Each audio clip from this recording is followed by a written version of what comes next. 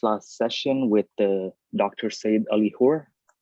Tonight's lecture will be on the transformation and distortion of Shiaism in the Safavid period, the accentuation of Wilayah in doctrine and practice. Inshallah, Syed will be giving a presentation on this topic, and then we will accept questions pertaining preferably to the topic at hand. And inshallah, if there is time at the end, we will permit questions on other topics. Thank you very much, Syed. And we look forward to hearing what you have to say.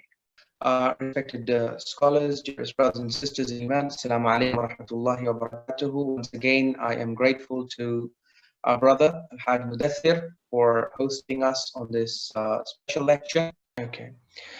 Right, so I was saying the Safavid period is the period that is generally blamed by scholars, researchers, academics, as the period where distortions and accretions, added stuff became established and mainstream. So remember, all the deviation of ghulu, most of it existed during the time of the Imams. It existed during the classical period. Ghulu was not non-existent. What happened in the Safavid period is that they took the beliefs of fringe Ghaali elements and they made them the mainstream belief and practice. So the Safavids cannot be credited with inventing a lot of stuff. What they did in most cases is they resurrected traditions, narrations, reports, beliefs and practices that had been dismissed as ghulu in the classical period. They took those things and they gave them scholarly sanction and re-established them. So the Safavid period is the period in which ghulu becomes mainstream. Before the Safavid period, it is very difficult to find support. In fact, it's impossible to find support for much of what later, after in the post-Safavid period, becomes the established standard Shia belief in practice. So that's why the Safavid period is blamed, and that's the reason for that is they say it's during this period that Shiaism was officially made the state religion of Iran. And because of that, this need was felt for increasing the divide between Shia and Sunni. It was felt very acutely because the Safavids greatly feared that an ever-expanding Sunni Ottoman Empire would annex Iran and absorb its population into its fold, as it had done with many Muslim countries in the Middle East, such as Egypt and other parts of Arabia. So to prevent that, the evil and politically crafty Safavids decided to insert and add all kinds of anti-Sunni propaganda and make it an official part of the Shia madhab without any regard for whether the Imams approve it, they don't approve it, they have rejected the belief. That was not their biggest concern.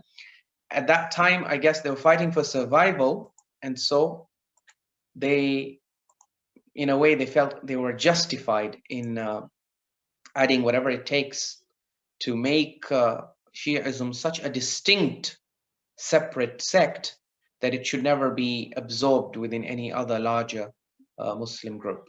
So here we talk about how that divide was cemented and how new innovations, such as the Third Shahada in Adhaan and Iqamah, celebration of Eid al-Zahra, Eid al-Ghadir, Eid al-Mubahala, overly dramatic Muharram commemorations, complete with zanjir and self-flagellation and all of that, were introduced. And a massive process of hadith fabrication to defend these new rituals began. Although, technically speaking, this is the view of some researchers, what I have seen is that it's not so much hadith fabrication as justification of fabricated hadith. So the Safavids, they take a hadith that have been previously discredited by the classical Shia scholars of Ilm al-Rijal, and they rescue them. And they somehow revive them, and they resurrect them, and they begin to promote those discredited narrations as the real narrations. And so in this manner, many fake and fabricated ahadith of ghulat which were previously dismissed by scholars of Rijal, are given a new lease of life, and they're given religious sanction by the scholars during the Safavid period. So that is what we want to discuss in our lecture tonight. I obviously want to start by recapping the most important points from last time when we had talked about the Ghulat, who are the precursors of the Safavids. Remember, the Safavids, they were akhbaris. They promote akhbarism. They're not usuli Shia like the Shia, like majority of the Shia today. They're akhbari Shia, so they mainly use narrations. But they also, where narrations fail them, they're not above using logical justifications, as you'll see in this case, in the case of the third Shahada and its insertion in the Adhan. So last time we were talking about how they had a problem with the Quran, and their problem was that the Quran does not provide the kind of clear, explicit, unequivocal support for the core beliefs that they wanted. Rather, it only provides core support for belief in Iman in Allah, His angels, His books, His messengers, the last and final day of judgment. But it offers no support to the aqaid of the Ghulat, and after them the Safavids, because they wanted to add other beliefs such as Imamah and Wilayah and make them part of Islam itself, or part of Shi'ism. So the Ghulat and after them the Safavids solved the problem of lack of evidence in the Quran by undermining the Quran itself. So step number one was to argue Tahreef. They attacked the integrity and purity of the Quranic text, and they try to claim that roughly 1/3 of it has only survived. The rest 2/3, the full 17,000 version is no longer extant. And so the Ghulat of the classical period had already invented and fabricated over 1,000 narrations, complete with reliable chains, going up to the Imams to bolster this claim. So the Safavid scholars like Allama Majlisi and others just had to resurrect their narrations and start promoting them to undermine the Quran. And so they claimed Tahreef so that they could justify other sectarian beliefs such as Wilayah and others being part of Iman, even though they're not mentioned in the Quran.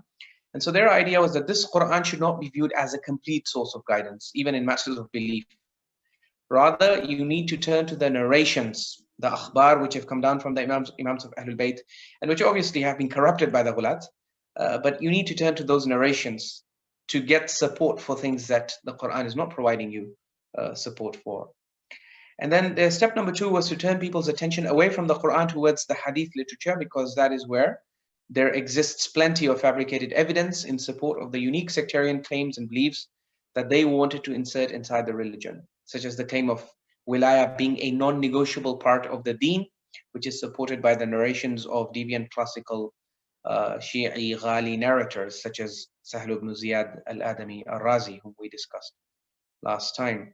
And that is why you can even see Allama Majlisi, he expresses his frustration with the Quran in the very introduction of Bihar al-Anwar, when he talks about why he has devoted his life to collecting the narrations of the Imams and promoting the narrations of the Imams which have come down to him and which have reached him. He talks about how in his time, up to his time, the scholars, particularly the Shia scholars, were mainly interested in the Quran. And they would check everything against the Quran. Their whole epistemology is derived from the Quran. There's a lot of focus on the Quran. Allama Majlisi says in the introduction to Bihar al-Anwar, which is his 110 volume encyclopedia of hadith, in the introduction, he says, I also tried the Quran. It's not like I'm not familiar with the Quran. No, I tried studying the Quran, but then after painstaking study, here's what he realizes. He says, وَعَلِمْتُ أَنَّ عِلْمَ الْقُرْآنِ لَا يَفِي أَحْلَامُ الْعِبَادِ بِاسْتِنْبَاطِهِ عَلَى الْيَقِينِ. He says the problem is that the Quran does not, it is not within the capacity of the intellects of the slaves to derive anything with certainty from the Quran. وَلَا يُحِيطُ بِهِ إِلَّا مَنْ انْتَجَبَهُ اللَّهُ لِذَلِكَ مِنْ أَئِمَّةِ الدِّينِ. This is a very important claim that today has become very popular. But in the classical period, this is blasphemy. But Allama Majlisi is now beginning to promote this claim. And this is one of those claims of akhbari Shi'ism. This is a uniquely akhbari claim, which somehow today, surprisingly, majority of the usulis seem to have imported. And they seem to be promoting it now at the lower level.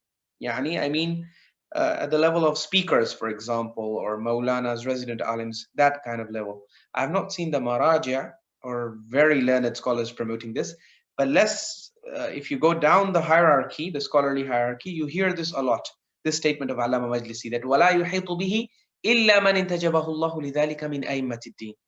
You know, this Quran cannot be encompassed, it cannot be understood properly except by those whom Allah has chosen from among the Imam of the religion. Yani only the Imams of Ahlul Bayt can understand the Quran. You, the ordinary person, you cannot understand the Quran.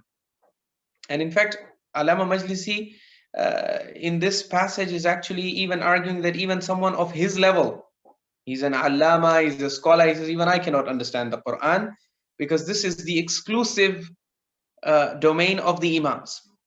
Why is he saying I cannot understand the Quran? Because obviously he read the Quran and he was not able to find any proof for his beliefs, his uniquely sectarian beliefs. I mean proof for Tawheed and proof for Risala and all the core Islamic beliefs. Obviously anyone can find them in the Quran. But he's mainly, as the chief judge and this great scholar of this Safavid Shia empire now, he's mainly concerned with promoting the unique claims and beliefs of his particular sect. And those don't have support in the Quran. So that's why he says, you know what, the Quran, most probably people like us, we cannot even understand it. So don't come to me and tell me that, you know, the Quran doesn't have this. The Quran, you cannot understand the Quran. Okay, so just leave the Quran alone.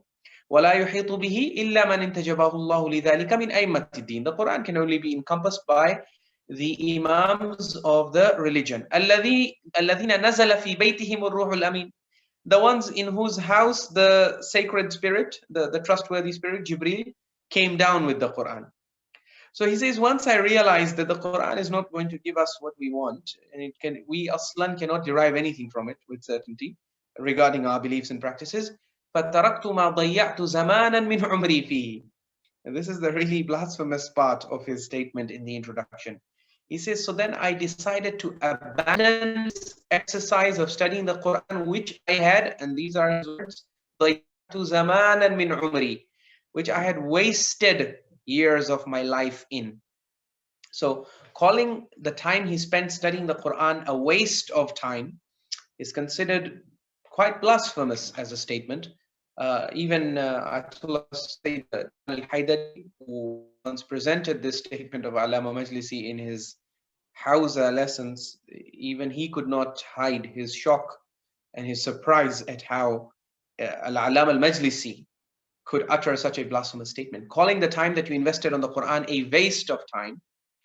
But again, once you study Allama Majlisi closely, you study what his agenda was, you realize that he's not lying. From his perspective, studying a book like the Quran is really a waste of time, because the proofs that he's looking for are not found over there. He wants to, as I said, justify the sectarian, uniquely sectarian claims of the sect, and those don't have any support in the Quran.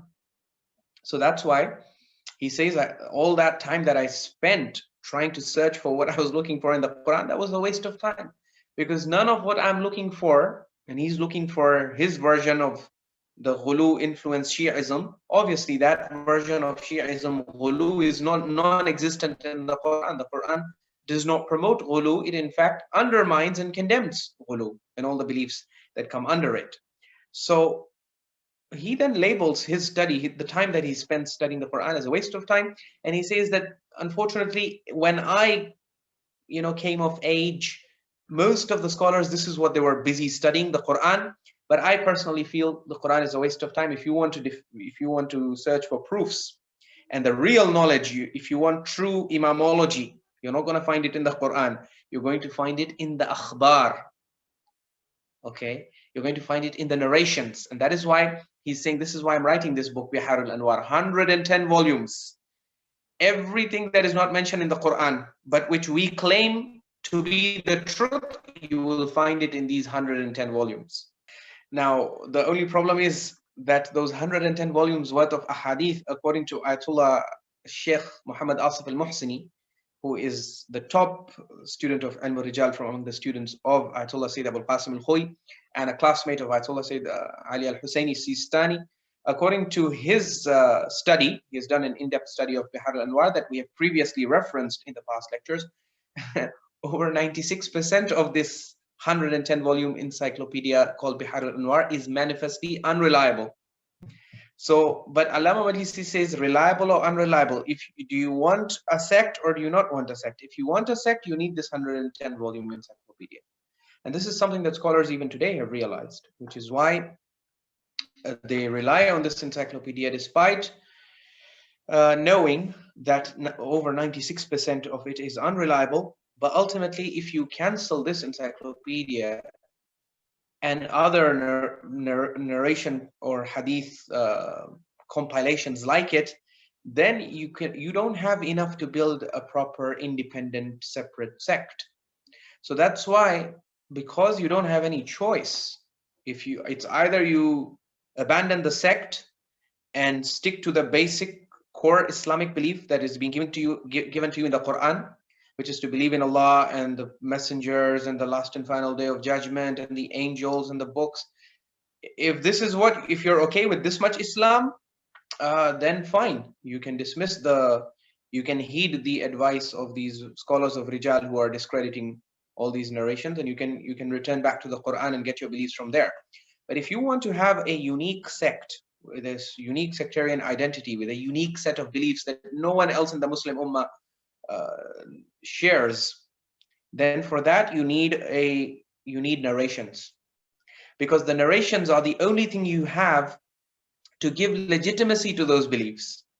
Because what the narrations do, particularly the narrations invented by the Ghulat, is they bestow sanctity and legitimacy to all the invented beliefs of the Ghulat. So if the belief of the Ghulat is that the Quran has not been preserved, it had 17,000 verses, and now the current one has 6,000 odd verses, so therefore over 11,000 verses have been lost. If the Ghulat wanted to prove this, they invented narrations and they linked them to the Imams. So you need the Imams and you need the narrations, particularly the false narrations attributed to them. You need them. Without them, ghulu is going to, and all these outlandish, weird ghulu claims about the supernatural status of the Imams, about, all these beliefs being core parts of the deen, all of that is going to disappear. You don't have anything to support your unique sectarian belief system if you let go of all of this. So that is why the Akhbari Safavid methodology is, first of all, use the narrations which the Ghulat invented to discredit the Quran and say, you know what, this Quran is not the whole. It's only 6,000. There were actually 17,000 verses, but then they disappeared. So what do we do now? We go into the narrations and we get the rest of our religion. So they don't deny what's in the Quran. The Akhbaris, they say we accept the Quran, the 6,000 verses, no problem with them, but they're not the full religion. To complete the religion, even at the level of belief, you need to go to the narrations. The narrations are going to introduce you to a whole new set of beliefs that you absolutely have to believe in. And combine those narrations with what the Quran tells you, and then you get your deen. That is their suggestion. So this is the translation of Allama Majlisi's statement in the introduction of Bihar. He says, I came to know that the ilm of Quran is not something that the intellects of the slaves can derive with certainty.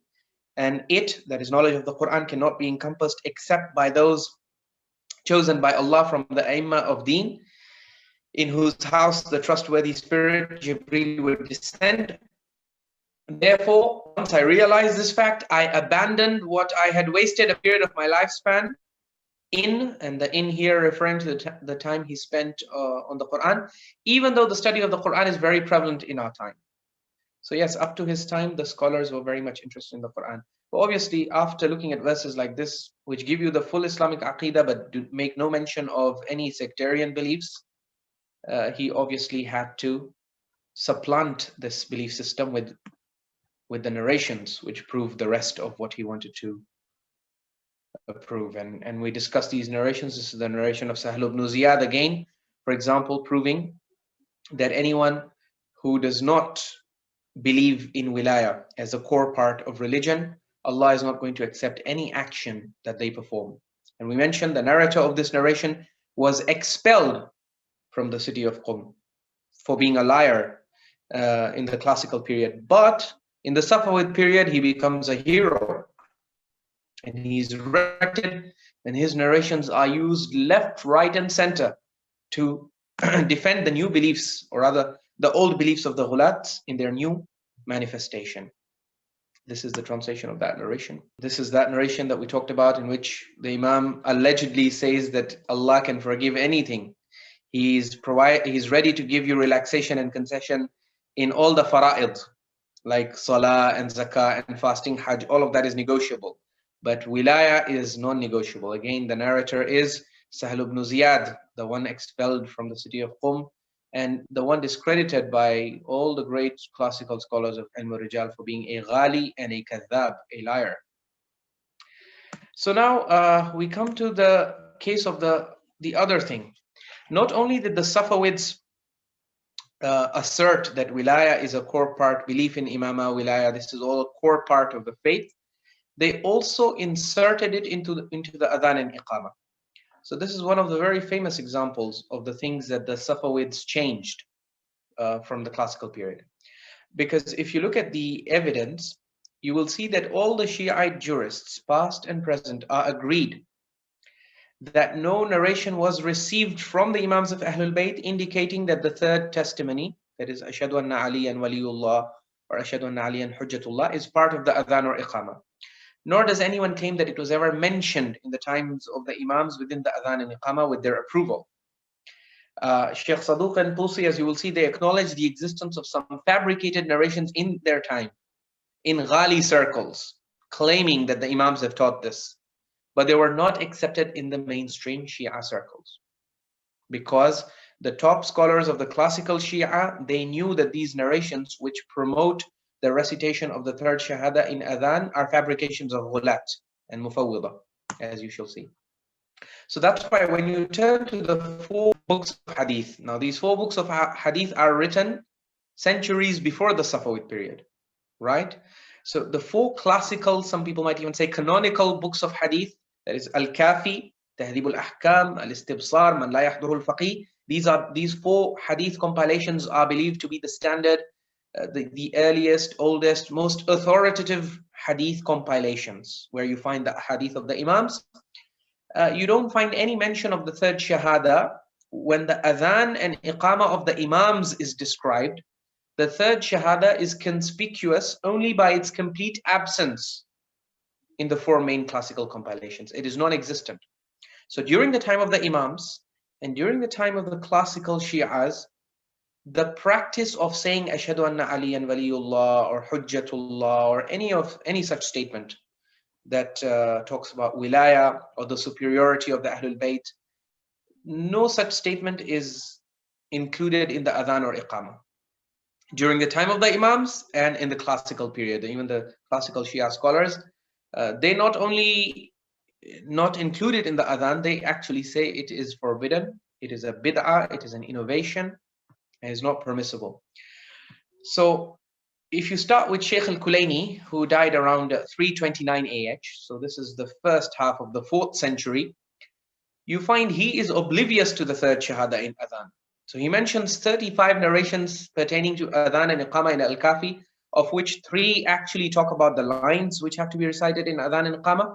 But there is no mention in any of these narrations from the Imams indicating the existence of the third Shahada in the Adhan or Iqamah. So you can refer to volume 3 of Al-Kafi, pages 303 to 309, Kitab al-Salah, in the bab of beginning the Adhan and Iqamah, their excellence and their thawab. He gives you the text of the Adhan, but there is no mention of third Shahada. In fact, he does not even mention that the Ghulat are reciting it. It's like he's not even aware of such a practice.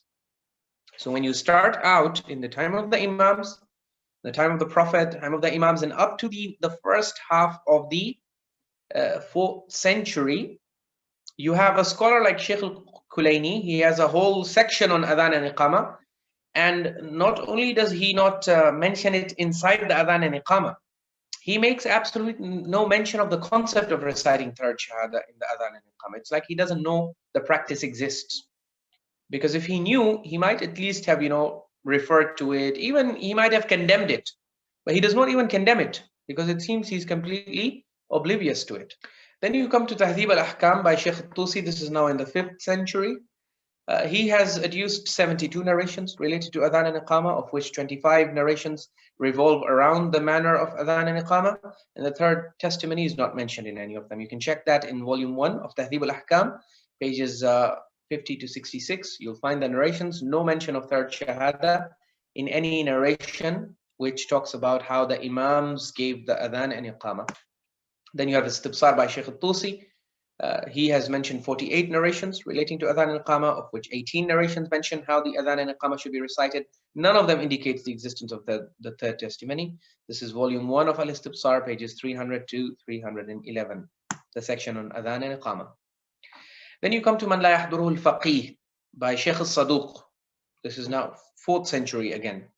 He has mentioned 52 narrations, including one narration which mentions the full formula of Adhan and Iqamah and how they are to be performed. But this narration does not have any mention of the third testimony either. And this is the narration from Imam Ja'far al-Sadiq alayhi salatu wassalam, in which he teaches his companions how to give the Adhan. Okay? And so you can see it's Allahu Akbar 4 times, and then Ashhadu an la ilaha illallah, Ashhadu anna Muhammadan Rasulullah, both of them 2 times.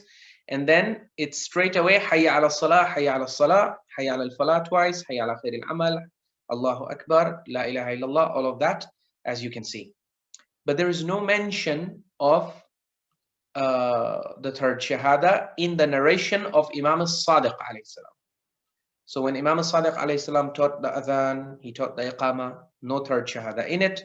When Sheikh Sadooq, Sheikh Kulayni, Sheikh Tusi, all these 5th and 4th century classical Shia scholars, when they present narrations of the Imams about the Adhan and Iqamah, they have no mention of it.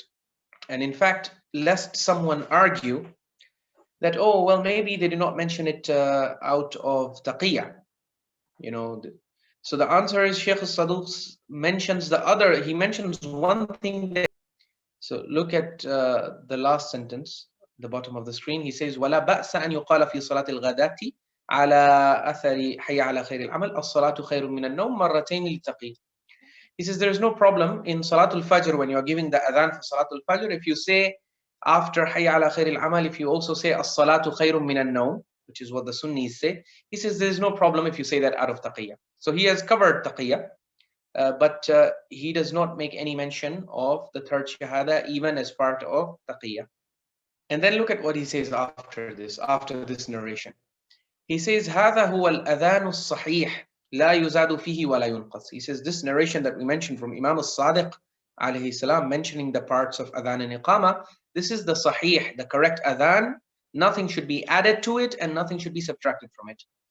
But then look at what he points out. This is in the 4th century. Yeah?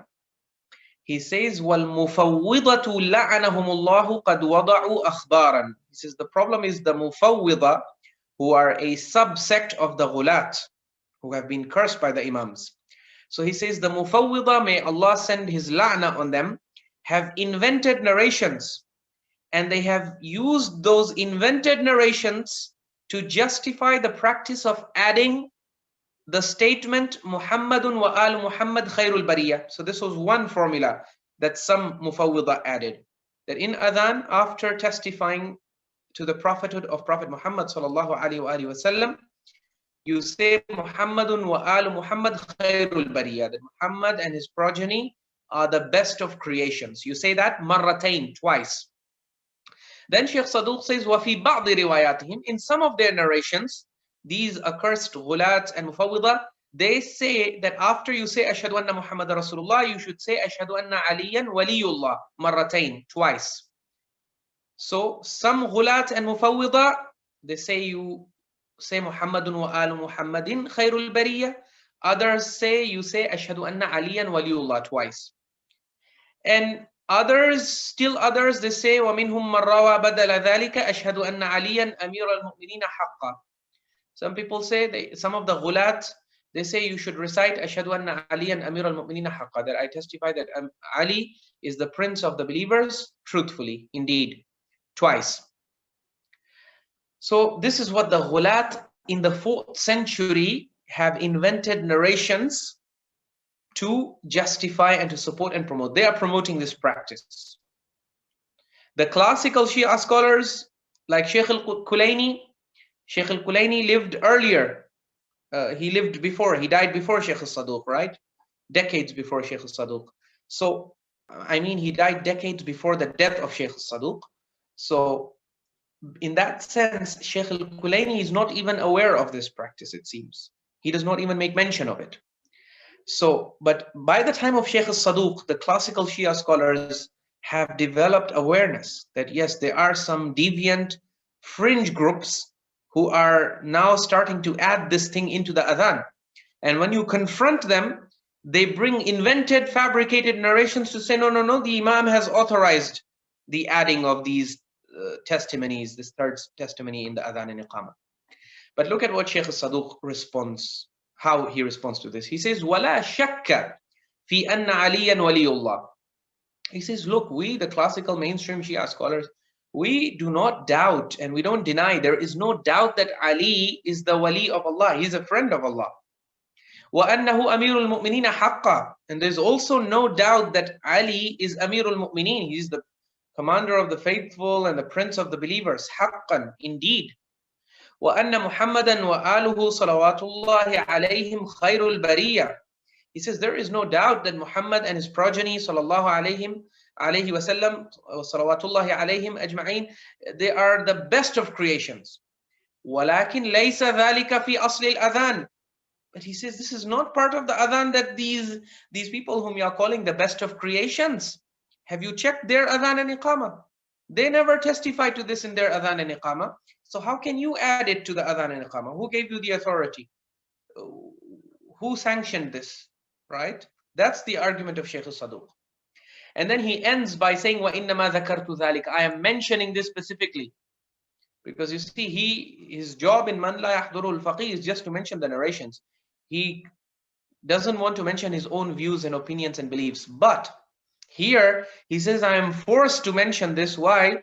إِنَّمَا ذَكَرْتُ ذَلِكَ لِيُعْرَفَ بِهَذِهِ الزِّيَادَةِ الْمُتَّهَمُونَ بِالتَّفْوِيضِ الْمُدَلِّسُونَ أنفسهم في جملتنا.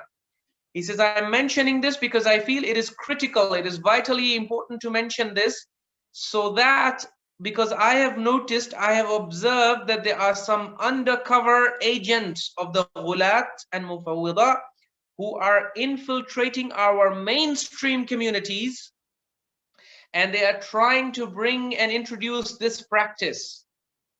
And obviously, because they have invented narrations, there is a danger that they might end up convincing the naive and less well-versed Shia, the Shia who are not aware of the traditions and narrations of the Imams.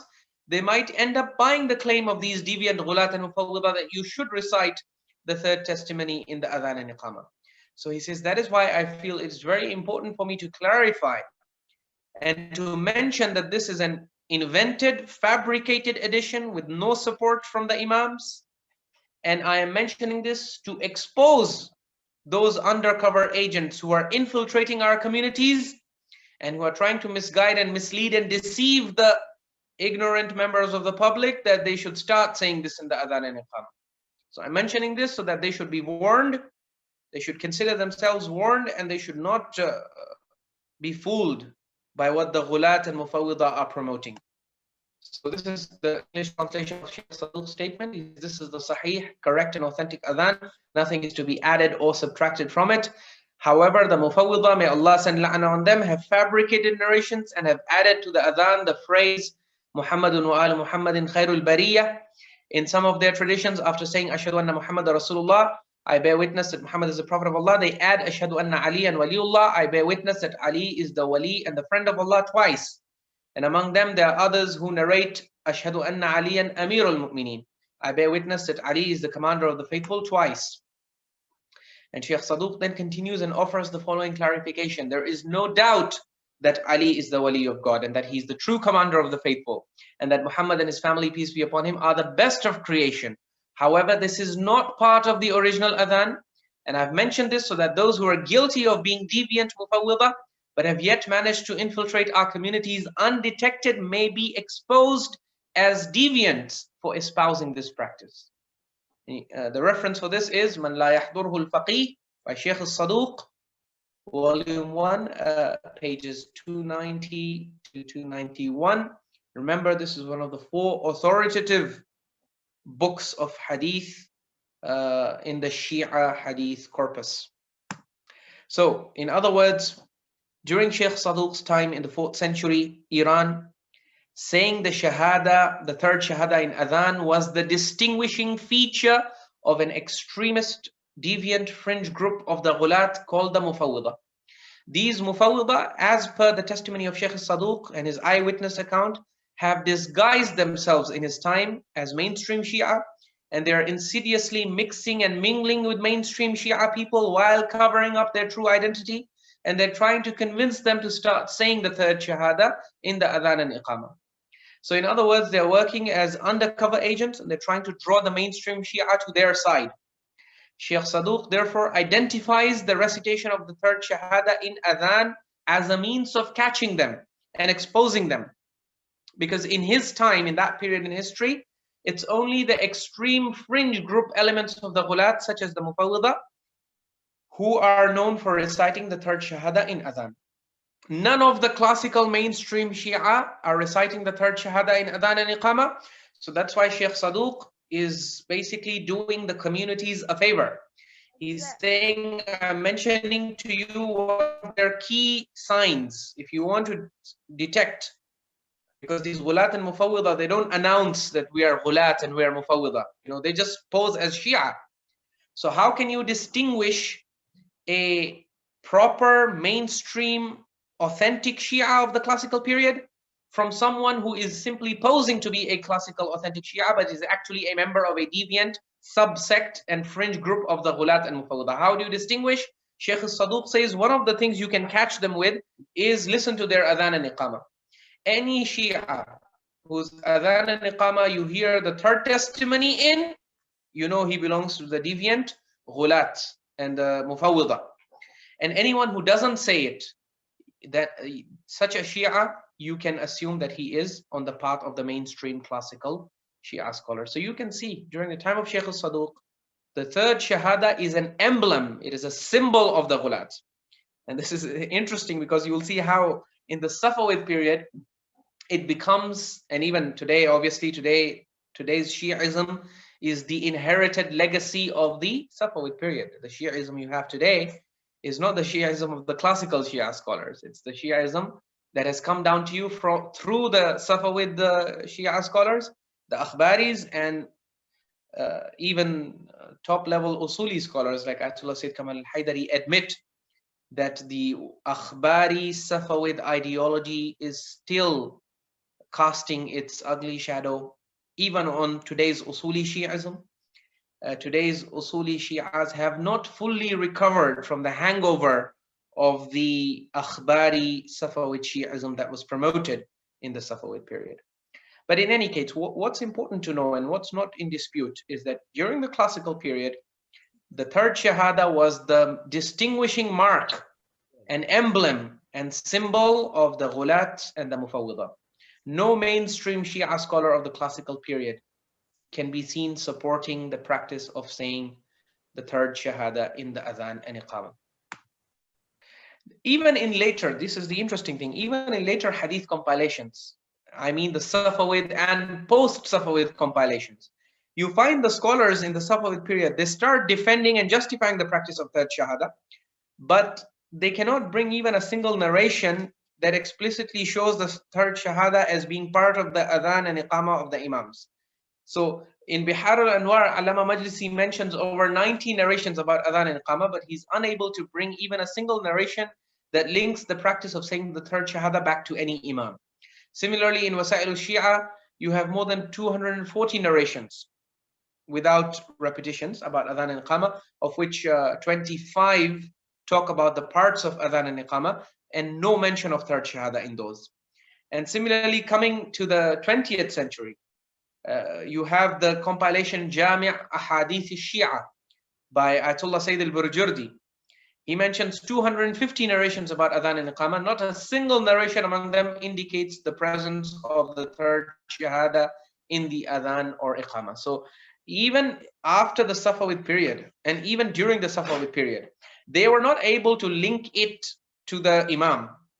They just added it, and then they brought various justifications from here and there to say that no, it is something that is good. But before we go to that, let's look at the views of some of the classical scholars. Sheikh Abu Ja'far al-Tusi, he says, وَأَمَّا مَا رُوِيَ فِي شَوَاذِ الْأَخْبَارِ مِنْ قَوْلِي أشهد أن عليا ولي الله وآل محمد خير البرية فمما لا يعمل عليه في الأذان والإقامة فمن عمل بها كان مخطئا. This is a very famous fatwa of Sheikh al-Tusi in his book النهاية في مجرد الفقه والفتاوي. He says, as for what has been narrated in isolated reports, so there are some reports even in the classical period, but they are isolated, they are shawaz, they are unreliable, and they're known to be fabrications. So that's why he says, yes, even you will hear the Ghulat and Mufawwidah narrating invented, fabricated ahadith supporting the third Shahada in Adhan, but he says they should not be acted upon. When it comes to Adhan and Iqamah, don't trust those narrations that say that the third Shahada should be added. And anyone who does add the third Shahada, kana mukhti'a, he's in error. He's wrong.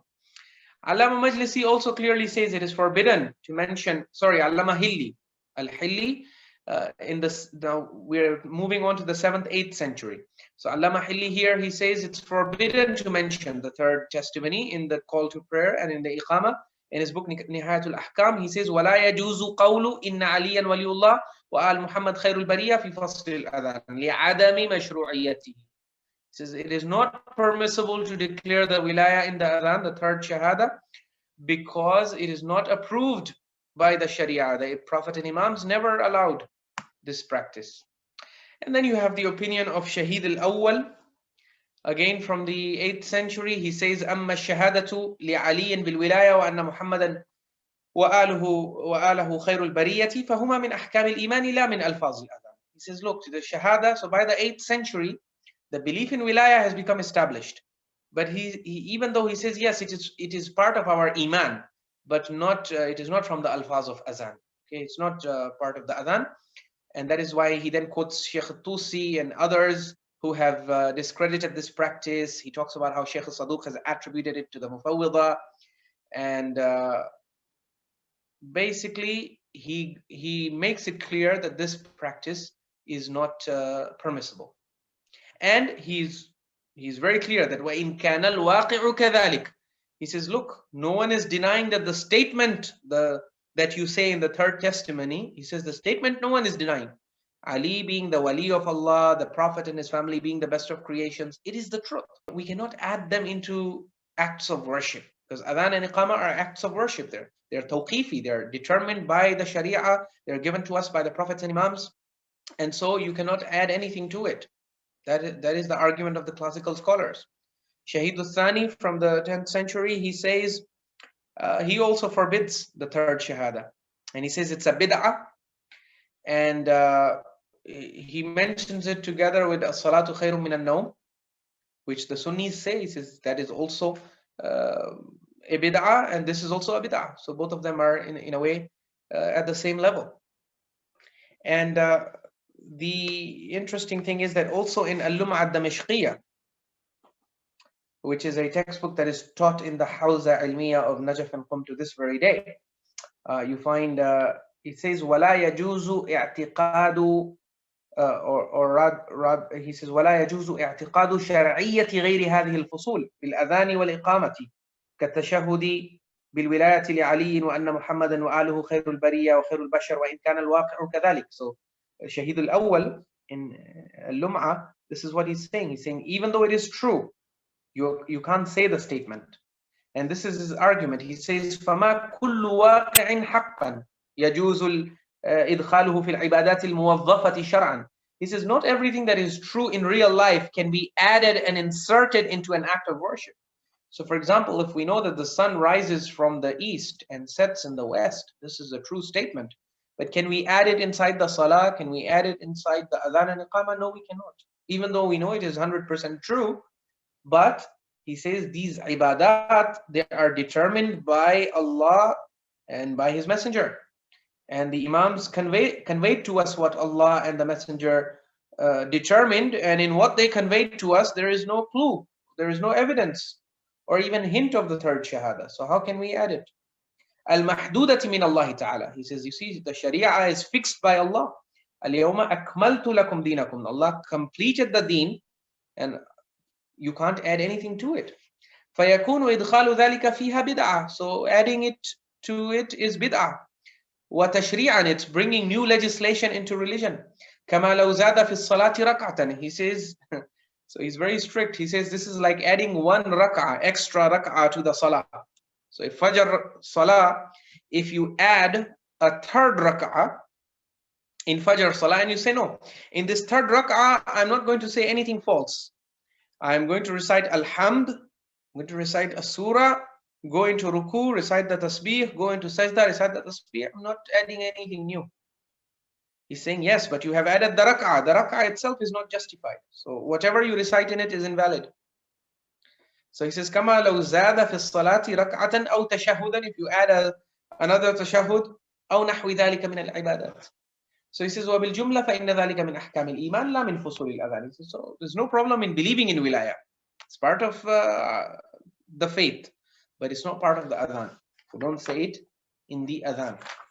So this is there are many more opinions that we can quote, but at the risk of, or for the fear of boring you, I'm skipping them. We come now to the Safavid period and see how this is now in the Safavid period, what happens. As I told you, up to the Safavid period, the mainstream Shia communities and their scholars in particular are adamant that the third Shahada is a bid'ah. Some of them are saying outright it is haram. They're all discrediting it. They're attributing it to the Ghulat and Mufawwidah. And then comes the Safavid period. And you have Allama Majlisi the first in his book Rawdatul Muttaqeen fi Sharh Man La Yahdurhu al-Faqih, commenting on the statement of Sheikh Sadooq. He tries to say that the narrations which Sheikh Sadooq has rejected and dismissed as being fabrications of the Ghulat and Mufawwidah, he says it is apparent to me that these were part of the usul, they might have been part of the original compilations of the companions of the Imam. وَكَانَتْ صَحِيحَةً أَيْضًا. And it is true that they might have been authentic as well, because he then quotes Al-Muhaqqiq and Allama and Shaheed and all of these past scholars, and he says that they do mention that there are isolated reports, there are fabricated reports supporting this. So he says that because there are fabricated reports about it, one may argue that one can act on them and it will not be a sin, provided one does not decisively use those fabricated reports to say that this third Shahada is a part of the Adhan. Because if he does that, then he's mistaken.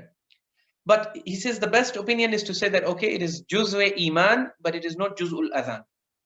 And even though it is true, but he then adds a new claim here, which is that it is possible that the classical Shia scholars or the Imams of Ahlul Bayt left it out due to taqiyya.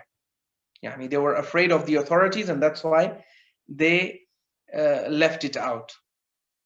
And then he gives the example of Hayya Alaa Khairil Amal, which does not appear in many of the narrations.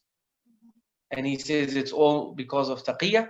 So it's possible that the third Shahada may have existed in the original Adhan, but then the Imams and also their companions and others, they left it out because of taqiyya. But you have already seen that Sheikh Sadooq has already accounted for taqiyya. He has mentioned that yes, out of taqiyya you can mention as-salatu khayrun min an-nawm in the Adhan of Fajr. So just as he mentions that, he could also have mentioned that yes, when there is no taqiyya, you can also mention the third Shahada. But no, he openly lambastes those who are adding the third Shahada to Azan, and he says, no, this one, you cannot add it under any circumstance because this is a fabrication of the Ghulat and the Mufawwidah. So this is Allama Majlisi the first. Then you come to Allama Majlisi the second. This is Muhammad Baqir al-Majlisi, the author of Bihar. He says, so you can see what a U-turn he's taking now. The classical scholars are saying it is haram to add it in the adhan. It is basically an invention of the ghulat. Allama Majlisi, mashallah, for the first time in history, he makes the statement, he says, لا يبعد كون الشهادة بالولاية من الأجزاء المستحبة للأذان. He says it is not far-fetched to claim or to assume that the shahada, that testifying to the wilayah of the imams in the adhan is mustahab. So from being a haram bid'ah, all of a sudden in the Safavid period, mashallah, in the 12th century, this practice becomes mustahab. And he says it is a part of adhan and a mustahab part of the adhan. And what's his proof? He says the proof is that even the classical scholars like Sheikh Tusi, Allama Hilli, Shahid, they do acknowledge the existence of isolated fabricated reports, yeah? So he says those fabricated reports, even if they are fabricated, we can still rely on them to prove that at least, there is some indication, there is some evidence, that maybe the Imams may have promoted and may have said this in the Adhan. And then he brings another narration from a Sheikh Ahmad bin Abi Talib al-Tabarsi. This is a 6th century scholar.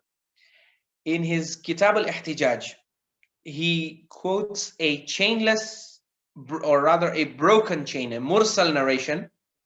And we can even call it chainless because a person in the 5th century or the 6th century saying, narrating from a companion of Imam Sadooq, alayhi salam, who lived in the 2nd century without any chain. This is the chainless narration.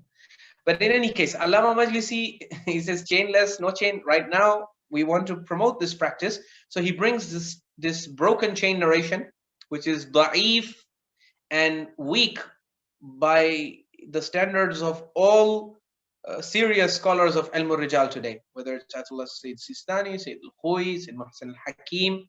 Sayyid Muhsin al-Hakim, in his Mustamsak al-Urwat al-Wuthqa, even points out that the narrator of this narration is a known liar. He's kadhab.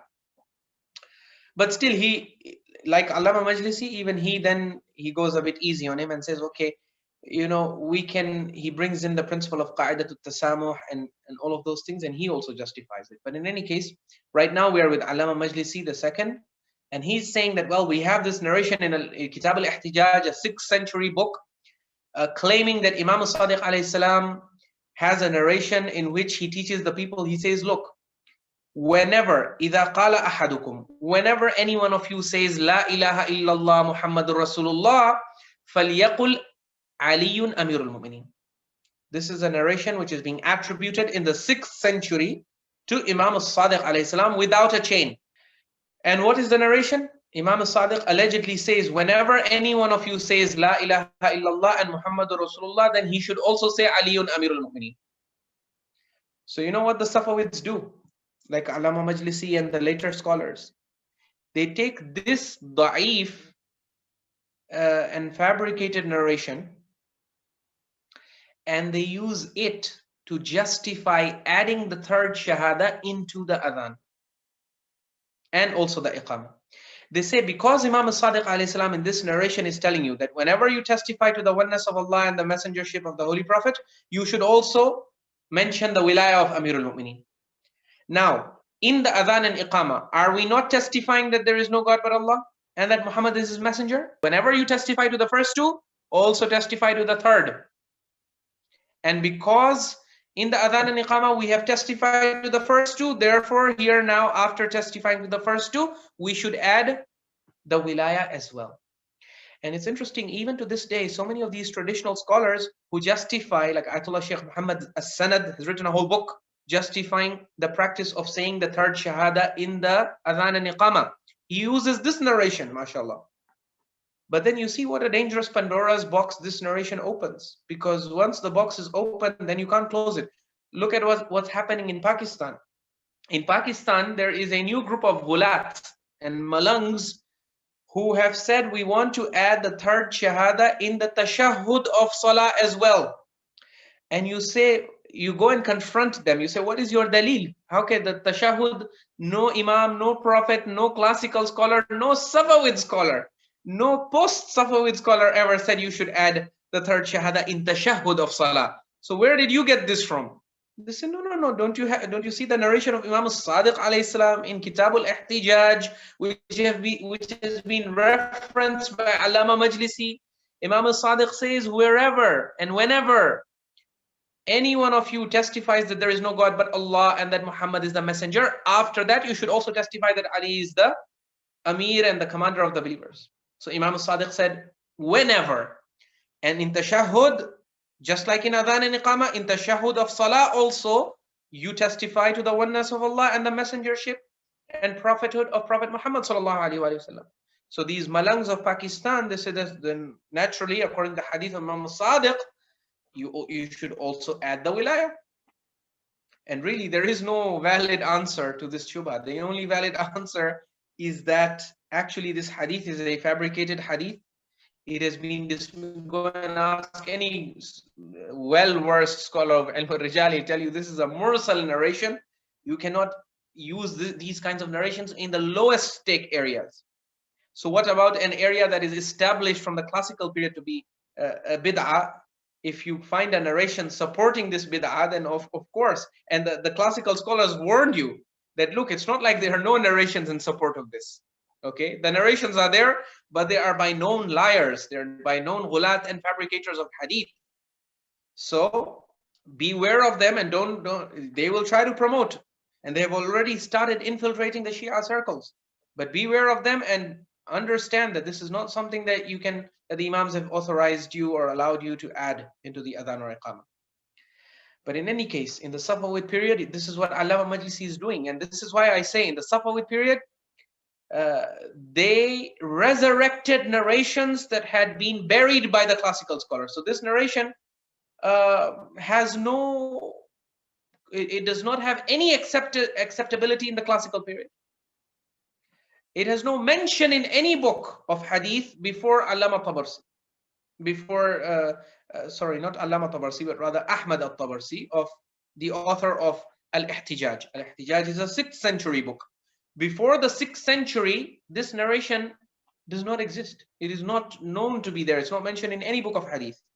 The first time it appears in a 6th century book.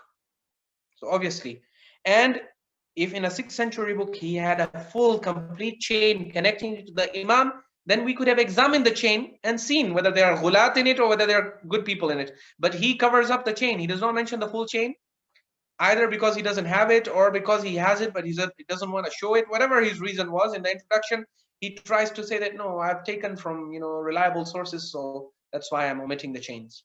But you're saying a source is reliable doesn't prove he's reliable. You have to give evidence. So At-Tabarsi has not given the chain.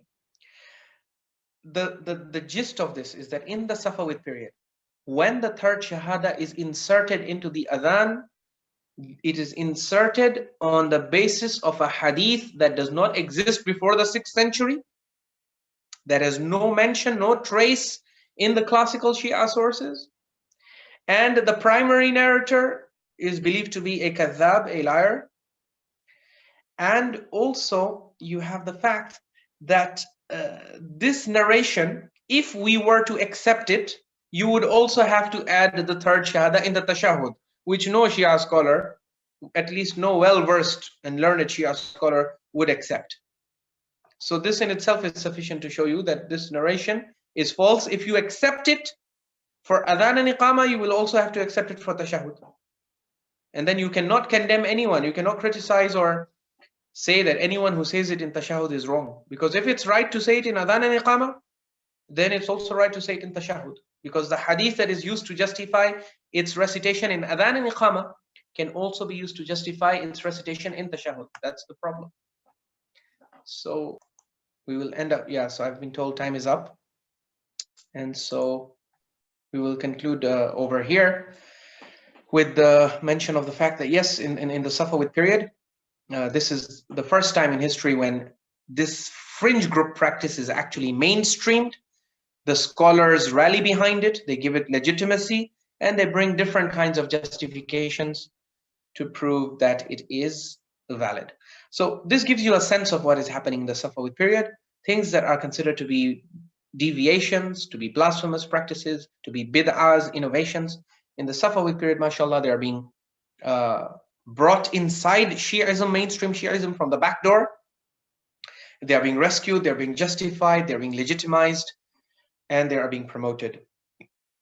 And again, the overall political agenda is that the Safavid scholars are interested in producing a Shi'ism, a version of Shi'ism that is completely different from anything else that's out there in the Muslim Ummah, especially Sunnism, because they fear absorption by the Sunni Ottomans. So I think with that, we can conclude and open it up for questions. Definitely, Syed. Thank you so much for that presentation. Our first question comes from Munna Dhanani. He's raised his hand. If he can unmute and ask his question, please. Yes. Assalamu alaikum, Syed. My question is regarding whatever you mentioned in the Safavid period and before that. I would like to know from our first Imam, immediately after Prophet passed away, up to the 11th Imam passed away, was there any time the Imams claimed or mentioned anywhere that our followers or my followers, because we find a lot of hadith sayings, our followers would not do that because that would constitute as a sectarian device. I just want to ask you, did Imams ever claim to be sectarian in their lifetime? That is a great question, mashallah. And what you will understand when you study the classical and earliest sources is that the Imams never had a sect. They were always one with the Ummah, even though they disagreed with the mainstream sometimes. So for example, when the mainstream, they chose other people as khulafa, the Imams of Ahlul Bayt maintained that they were most qualified for the Khilafah by virtue of their knowledge and their merits and all of these things. But even when the community of Muslims did, they disregarded their opinion and they chose other people as khulafa, the Imams had the perfect excuse to split away from the community and to say that, okay, you have not accepted our leadership, despite how qualified, how eminently qualified we are. So we are going to start another movement. You keep your followers to yourself. We are going to start a new sect inside the Muslim Ummah, a new group. But the Imams never did that. They remained with the mainstream community. They remained one with the Ummah. They were part of the Ummah and they never separated and formed a separate sect. Now, your question is to do with mention of the word my followers, our followers. So what you do realize when you study the classical sources is that there is evidence that the Imams had a political base of supporters who used to believe that they are more qualified for the Khilafah and who were always ever ready to rise up and struggle and physically campaign to facilitate the coming of the Imams to power. So you could, so what we can say based on what's there in the classical sources is that they had a political party. And when the term Shi'ism appears in the time of the Imams, the Shia of the Imams are basically their political ansar and their supporters, people who believe that they should be the Khalifa. So Shi'ism began as a political movement, but they did not have a separate theology and prophetology and imamology, which was too different from what the rest of the Ummah had. Their main difference in imamology was that the companions, as I mentioned last time, Abdullah bin Abi Ya'fur, he says that I believe that we should follow the guidance of the Imams after Rasulullah sallallahu alaihi wasallam. But he says we don't claim that they are Anbiya or that they have any connection with the divine or that they are divinely appointed guides or any of these things. We just believe that they should be followed and obeyed because they are the most learned in the Quran and in the Sunnah of the Prophet. And ultimately, we are after the Quran and Sunnah. That's what we want.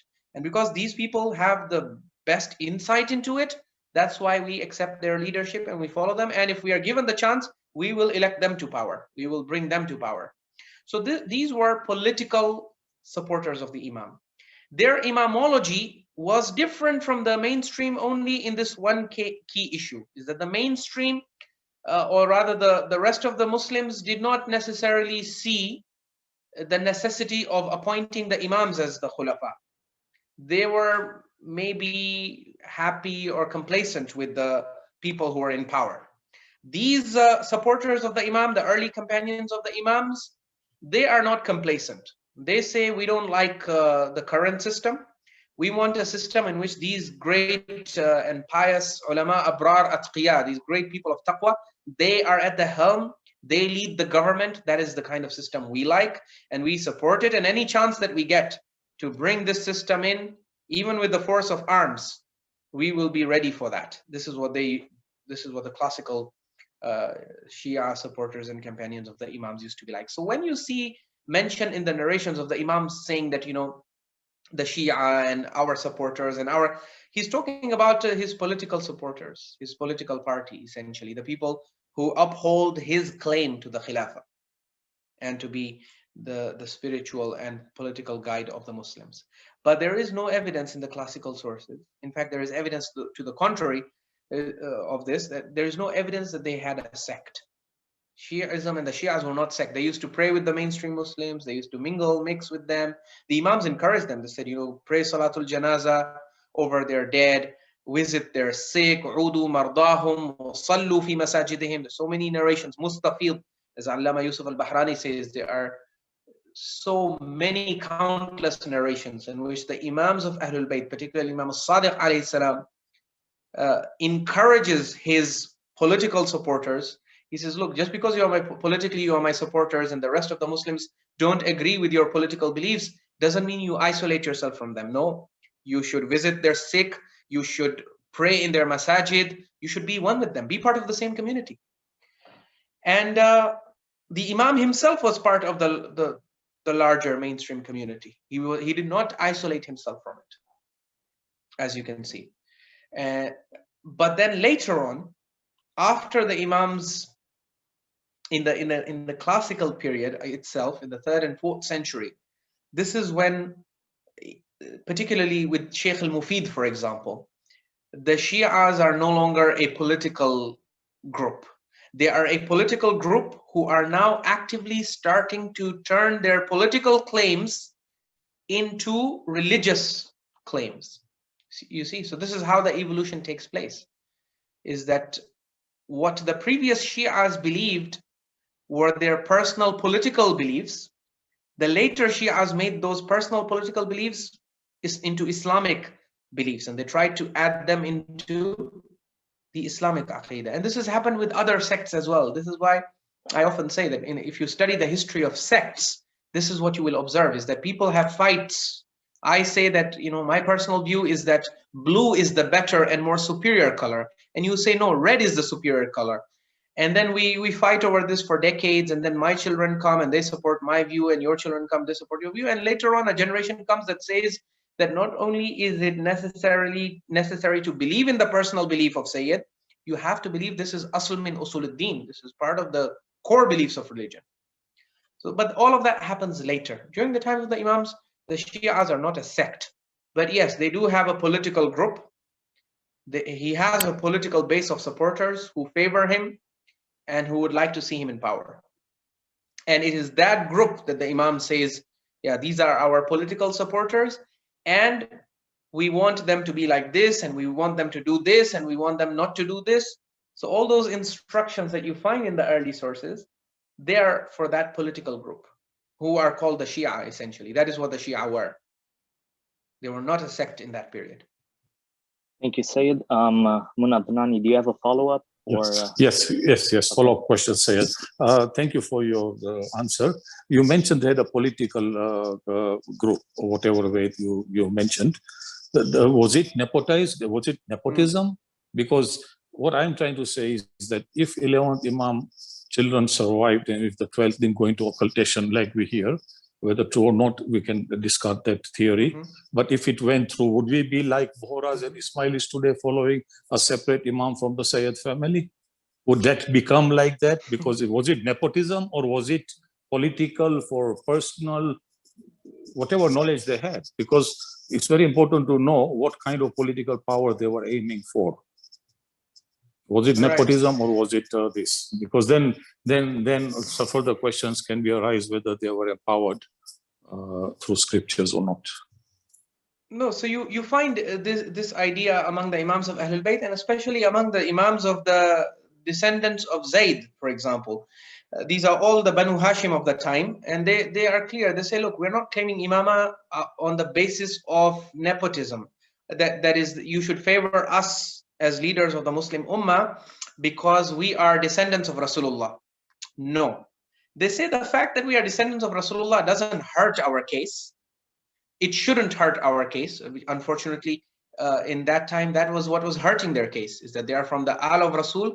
And that is why in the beginning, especially, they were marginalized because of this. Imam Ali alayhi salam, can you believe it? He is not accepted for the Khilafah. The second Khalifa says that the Arabs could not tolerate, the Arabs had a difficult time digesting Risala going into the Banu Hashim. If after Risala, Khilafah also went into the Banu Hashim, the Arabs would get heart attack. So that is why he says that that is why we sidelined you, because it would create fitna, the Arabs would not tolerate it, this, that. So the Ahlul Bayt were saying that, look, we are not arguing for Khilafah on the basis of, Qaraba min Rasulillah. Yes, it helps our case. It should not hurt our case that we are so close to Rasulullah. We know about his deen more than anyone else.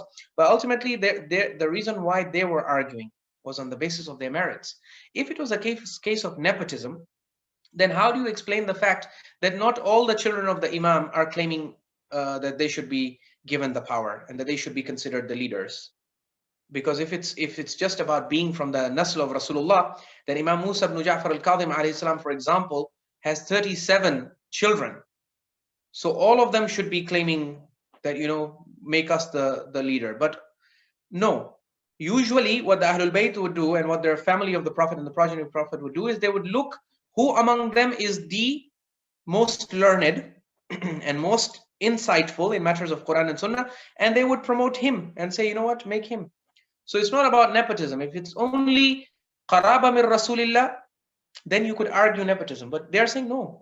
In addition to the qaraba of Rasulullah, we have, show us someone who knows the Quran better than us, show us someone who has more insight into the Sunnah. So because we have more knowledge and because we have more insight, we feel we will lead you and we will lead the Islamic Khilafah in a much better manner. That's all. So if you feel that there is nepotism, then bring us someone who is more qualified. And really, for the Imams of Ahlul Bayt, this is attested even by Sunni scholars, that there was no, like Al-Hafiz al-Dhahabi and Ibn Kathir.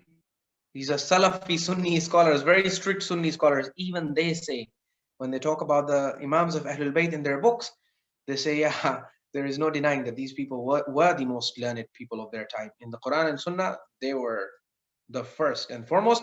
And Dhahabi even mentions phrases like وَكَانَ يَصْلُحُ لِلْخِلَافَةِ, and yes, he was definitely much more deserving of the Khilafah than the people who he says this for the later Imams. He can't say this for the first Imam because that will take him outside the fold of his Aqidah. But for the later Imams like Al-Baqir alayhi salam, Al-Sadiq alayhi salam, he says وَكَانَ يَصْلُحُ لِلْخِلَافَةِ. He says, yeah, he was a very worthy candidate for the Khilafah, but unfortunately, they didn't give it to him. So the early, yeah, it's not nepotism. It is their merits.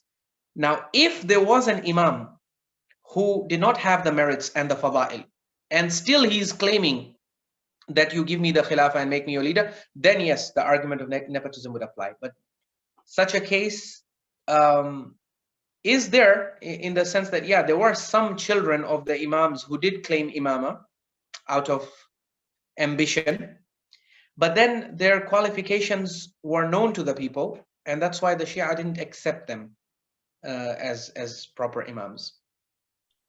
Thank you, Sayyid. We'll move on to Abbas Vali, who has his hands up. So if he can unmute and ask his question. Assalamu alaikum. Wa alaikum assalam wa rahmatullahi wa barakatuh. What would you say regarding the afdaliyat of Imam Ali alayhi salam Okay. Yeah, so I think the question he was asking was about the afdaliyah of Imam Ali alayhi salam, and all the Imams of Ahlul Bayt alayhi salatu wasalam maintained his afdaliyah on the basis of his merits, that he is the most qualified to lead the ummah after the Prophet, and that even Imam Hussein alayhi salam, in a letter to the people of Basra, he testifies, he says that as far as we the Ahlul Bayt are concerned, after the Prophet we maintain no doubt that Imam Ali alayhi salam should succeed him, he should be the successor of the Prophet, and he should lead the ummah. But the community had other plans. They did not want and they did not like our leadership, and so they chose other people. And then he goes on to describe his reaction and the reaction of the Ahlul Bayt to that. That is a very important letter that we can discuss in some future lecture as well, hopefully sooner than later, because he then explains the whole stance of the early Imams of Ahlul Bayt with regard to what happened after the Prophet. So yeah, the afdaliyah of Imam Ali alayhi salam was accepted by the classical Shia. It was accepted by the Imams of Ahlul Bayt. We have evidence for that. And it was basically the belief of the Ahlul Bayt and all their supporters. That was never in dispute as far as the Ahlul Bayt were concerned. Abbas Wali has a follow-up question, so we will allow him to. My question was, is Imam Ali superior than all the prophets, except our Holy Prophet, may peace be upon him? Is he superior than the rest of the prophets? Oh, okay. I thought you were asking afdaliyah in the other sense. Because, by the way, there are actually Sunnis also who believe in afdaliyah of Imam Ali alayhi salam in the sense of him being the most afdal among the companions. They're called tafdili Sunnis, and they exist in large numbers even today. But you are asking about the claim of the ghulat, that the station of the Imams is higher than that of the prophets. So obviously this is a claim about ghaib, for which, because the real status of a person is only known to Allah, and especially when you are dealing with the pious slaves of Allah. So who is greater, Musa alayhi salam or Isa alayhi salam? This is something only Allah can tell. We could have told if Allah had given us insight to this in the Quran, because the darajat and the status of a slave is known to Allah. So to make any definitive claim, especially between two slaves of God who are both very high, is difficult. In fact, impossible for someone who does not have access to ghaib. So even in the contemporary sense, if you take two big scholars of today and say who has the higher station in the eyes of Allah, I would say ask Allah. That is something only Allah would be able to tell you. So similarly, when it comes to the slaves of Allah, whether prophets and Imams, between the Imams and between the prophets and Imams, the actual station is only known to Allah, who belongs where. And any claim that any person makes in this area without evidence is basically tantamount to iftira, which we discussed before, because the status is known to Allah, and he has not told us who stands where, and he has not ranked the prophets and Imams so that we should be able to point to the list of God and say, well, on God's list, so and so Imam is showing at number, let's say 7, and so prophet is showing at, let's say, number 10. So this Imam is afdal to this prophet. We don't have that kind of evidence and data, and so nothing can be said in this regard with certainty. So thank you, Syed. We will move on to the questions in the chat. Let me share the. Is the current Adhaan and Iqamah that we recite considered iftira or some form of iftira? Okay, so iftira would be if the claim that was being made was that Allah, that Allah has said that you should add this into the adhan. Iftira is a lie against God. The technical term to refer to this that's used by all the classical scholars is not iftira, because it's not really a claim about God. No one is saying God added the third Shahada into the adhan. The ghulat are saying that the Imams added it. The classical scholars are saying it is not established. So that's why the technical term they use is bid'ah. It is an innovation. It is an unauthorized, unsanctioned addition to the adhan, which is wrong. So the technical term they use is bid'ah. not Excellent. iftira. Excellent, Sayyid. The second question comes from Azim Nauji, saying, Salam Sayyid, you mentioned that according to the Quran, the Usuluddin does not mention Adl and Imama, but instead there is mention of angels. Can you elaborate why angels? Is there Imama in the Quran? Is there mention of Imama in the Quran? Right. So with regard to the first part, why does Allah mention angels? This is part of the core belief. Allah doesn't exactly tell you why, but the obvious reason that comes to mind is that angels are very central in that they bring wahi to the prophet. So if you don't believe in the angel who is bringing wahi to the prophet, then your belief in the wahi and in the prophet itself and the book that's revealed to the prophet gets compromised. So that is why believing in angels is also necessary in order to have complete belief in the prophet, in what's being revealed to the prophet, and in the book that's revealed to the prophet. But this is what appears obviously to the intellect. Why Allah chose to add it, He has not mentioned why He has added it. He has just given us the list and He has said you have to believe in these things. When you read other verses of the Quran, that's where you see Allah saying that angels, He describes angels as the bringers of wahi. They are the ones bringing the wahi. He highlights their functions, their roles, and from that you understand their importance. As far as there being mention of imama in the Quran, well, if you go by the word imama, like Aimma, for example, yes, the Quran mentions Aimma, but in the context of prophets.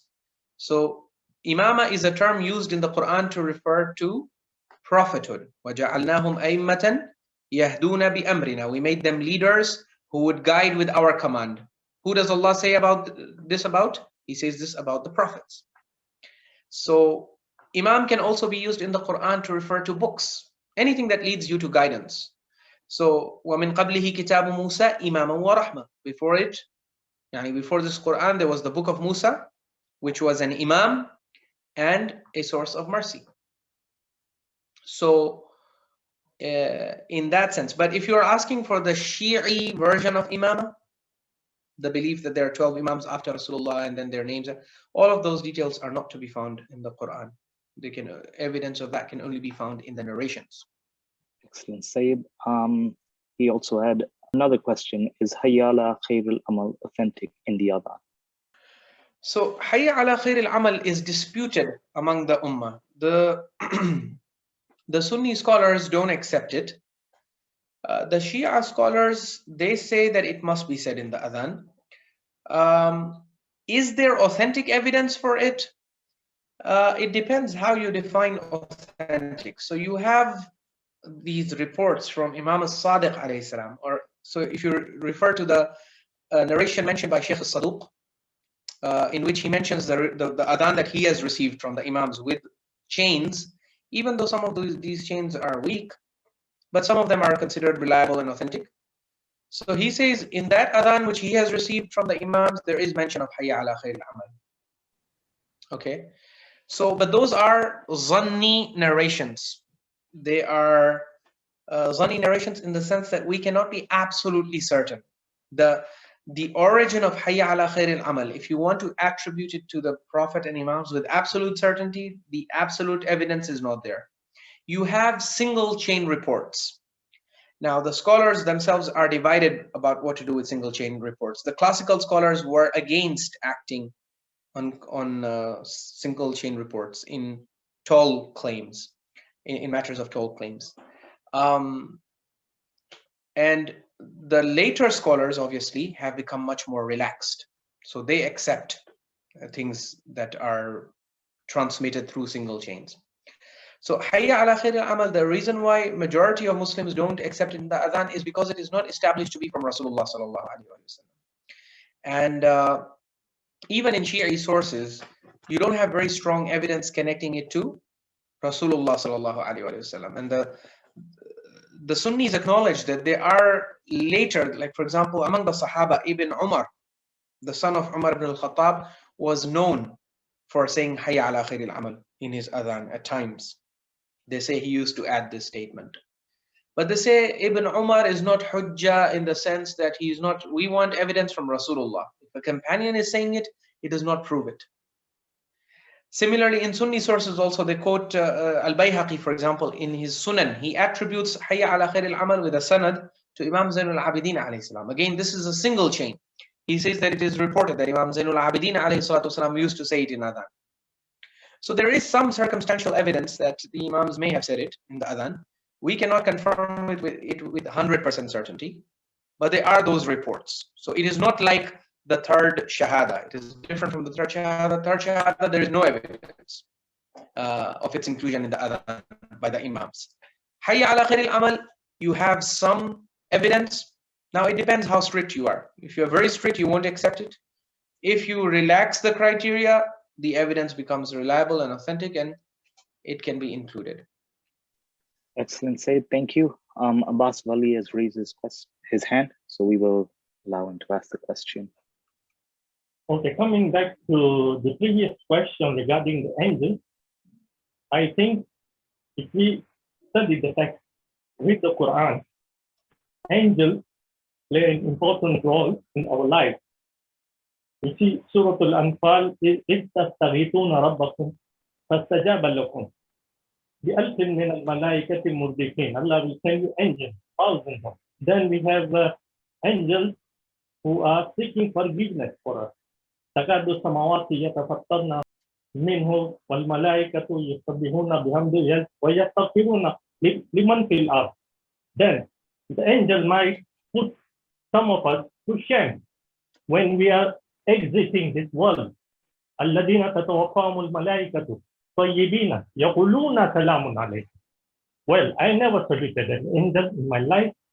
So here is an angel who is saluting me. He might put me to shame, you never remembered me.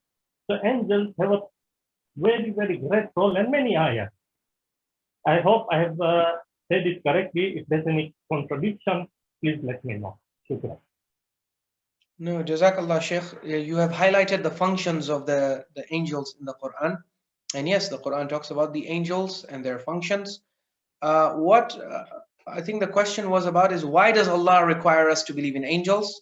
So the exact why has not been mentioned by Allah himself. But as you mentioned in the Quran, Allah mentions many of their functions, which show that they do play a critical role in existence. They have many critical functions. And yeah, ultimately we believe in angels. We don't demand explanations or reasonings from Allah. If He asks us to believe in something, we believe in it. And that is sufficient. Allah saying that you have to believe in something is sufficient proof that you should believe in it. Thank you, Sayyid. The next question comes from Hassanain Mewawala saying, Salam Sayyid. Did Imam Ali anywhere in Nahjul Balagha indicate that he was the rightful successor after Prophet Muhammad? Yeah, so if you're going by Nahjul Balagha, then in the third sermon, Sheikh Shaqiyya, you see him complaining about what happened after the Prophet.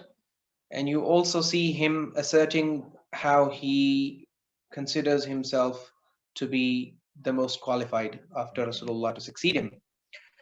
The only problem with that sermon is that min haythu sanad, from the point of view of sanad, it is not considered to be reliable traditionally, because it goes to Ibn Abbas through Ikrimah, who was a notorious Kharijite. So he is not a reliable narrator. But then many traditional Shia scholars say that he's a Kharijite, but he's narrating a narration that does not support his deviation, so we'll accept it. So, but yeah, to answer your question, there are indications in Nahjul Balagha that he was the rightful successor of the Prophet. The special thing about Nahjul Balagha is that you have narrations in it which undermine the traditional Shia doctrine of Imamah. So in Nahjul Balagha, in a letter to Muawiyah, you find Imam Ali alayhi salam saying that the way the leader after the Prophet is chosen is through the shura. He says, إِنَّمَا الشُّورَى لِلْمُهَاجِرِينَ وَالْأَنصَارِ فَإِنِ اجْتَمَعُوا عَلَى رَجُلٍ وَسَمُّوهُ إِمَامًا كَانَ لِلَّهِ فِيهِ رِضًى. He says that after the Prophet, the way the leader is chosen is that the Muhajirin and Ansar, the main body of the companions of the Prophet, they are supposed to get together and brainstorm and consult with each other and democratically propose and nominate someone for the Khilafah. And if all of them accept his candidature, then Allah is pleased with that person being the Khalifa. This is what is mentioned in Nahj al-Balagha. But this goes against the traditional Shia belief that the leader after the Prophet is not chosen by consultation. He's supposed to be chosen by divine appointment.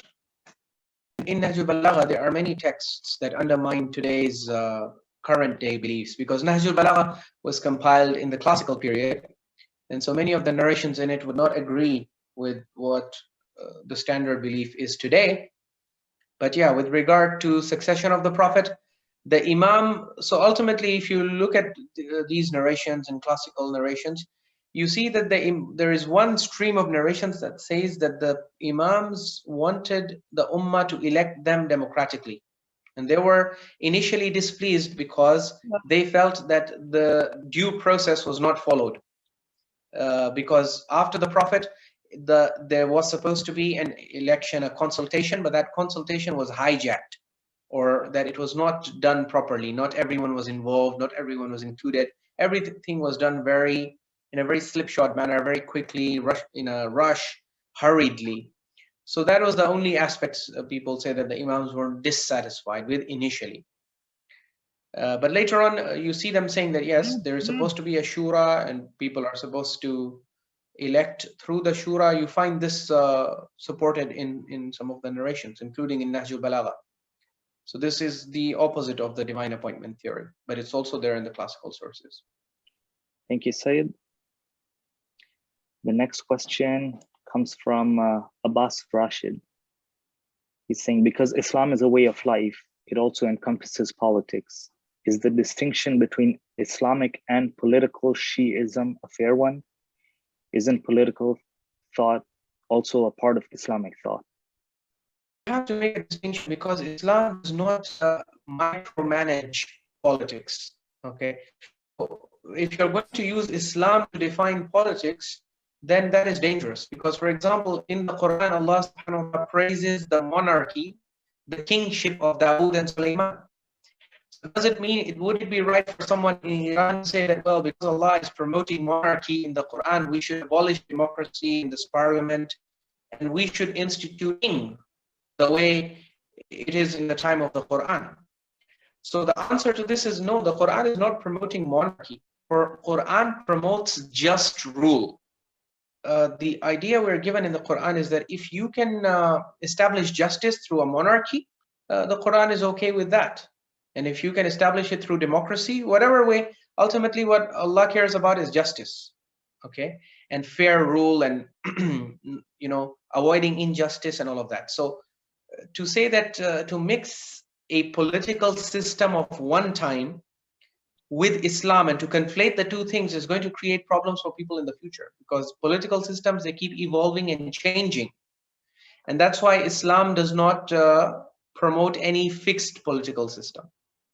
So that's why the distinction between Islamic and political Shiism is a fair one. You have to maintain this distinction, because if you don't, then you will basically cause Islam to stagnate.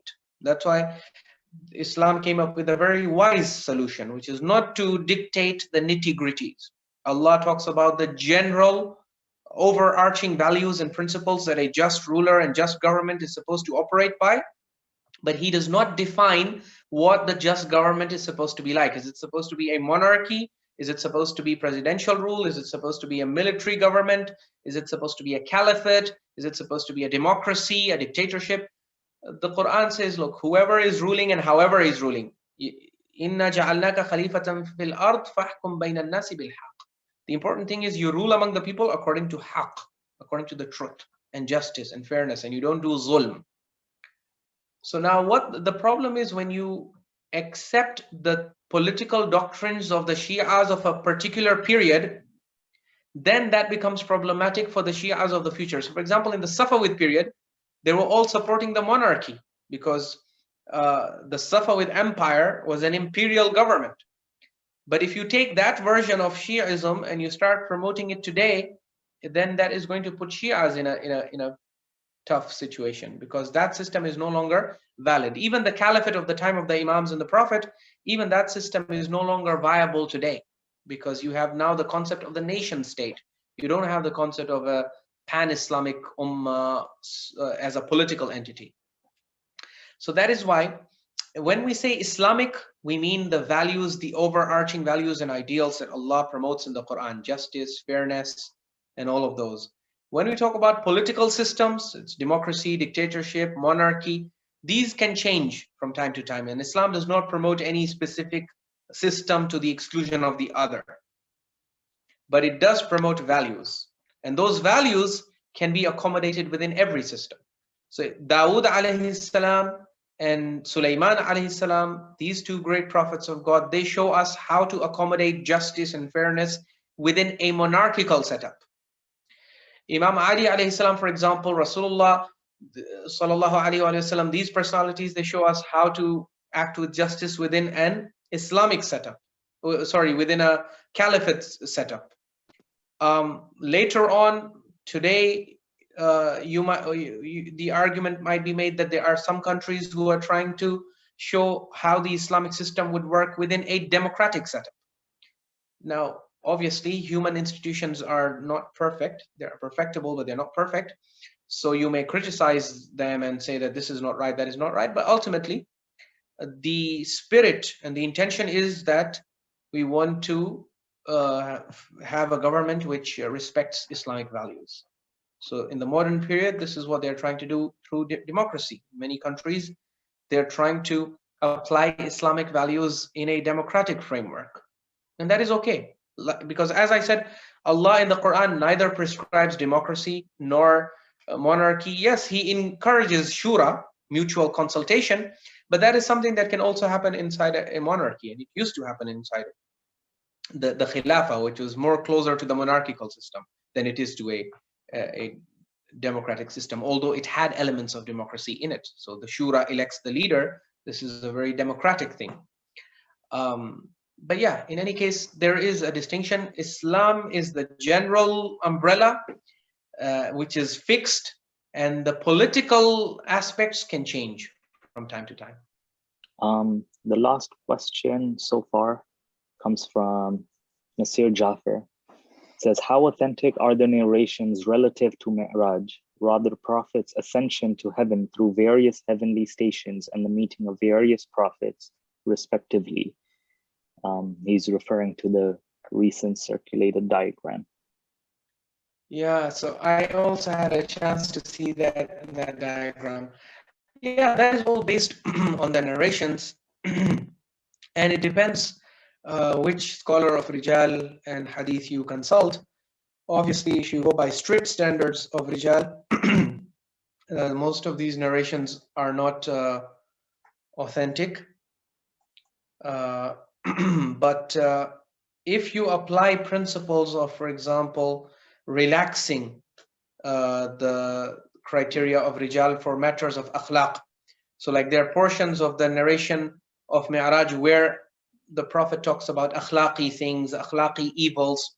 So generally speaking, the scholars of Hadith, when it comes to issues of morality, they relax the standards because they say these are not very tall claims. So if the Prophet is saying, for example, in the Hadith of Mi'raj, that people who backbite will be punished with this punishment in the fire of hell, they say that you don't need to examine the chain too deeply or too carefully, because ultimately this is a given.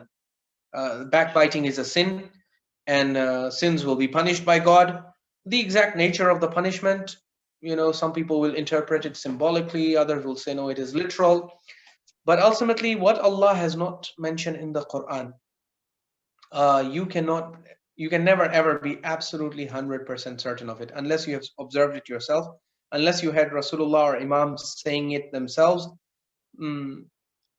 What has been transmitted to you through the chains, that, as the scholars of Rijal have clarified, is usually single chain narrations, and there is so much fabrication in this part of our literature that it really sometimes is impossible to tell There are some hadith where you don't even have contradictions with the Quran, but you have new claims being introduced. And you can't be sure. The Prophet said it, he didn't say it. It's anyone's guess. So you don't have certainty in those areas. Certainty only belongs to those beliefs which have been explicitly mentioned by Allah in the Quran. Or if you have a certain belief which is supported by numerous sahih narrations, but then again, the sahih transmission itself was compromised, right? So you have numerous narrations about tahreef which are sahih by traditional standards. So that is why the issue of hadith, anything that is only mentioned in the hadith with no support from the Quran, that you can never ever have certainty about. Thank you, Syed. There doesn't seem to be any more questions. So we could end this session here. Is there anything else you'd like to mention? No, I'd just like to thank you for being a very generous and gracious host, and to all the brothers and sisters for attending. And yeah, inshallah ta'ala, we will continue and try to shed light on other aspects, inshallah, in future lectures. Inshallah. Thank you so much for your presentation, Syed. And thank you for all the questions, all the participants. We appreciate your time. Once again, Syed, and may Allah reward you. And we will keep in touch with all the group members on the schedule for next week and onwards. Thank you very much. Barakallahu fikum.